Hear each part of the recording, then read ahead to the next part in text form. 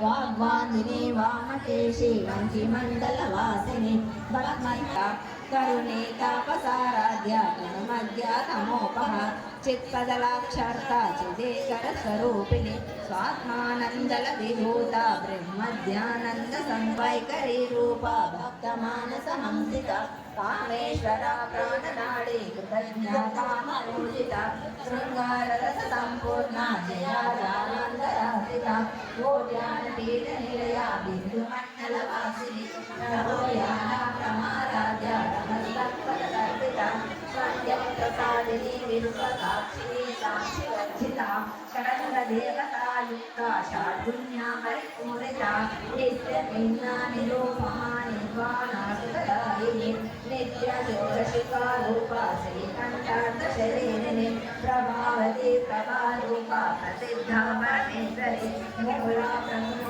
व्यक्ता व्यक्ता व्यक्तस्वरूपिणी व्यापिनी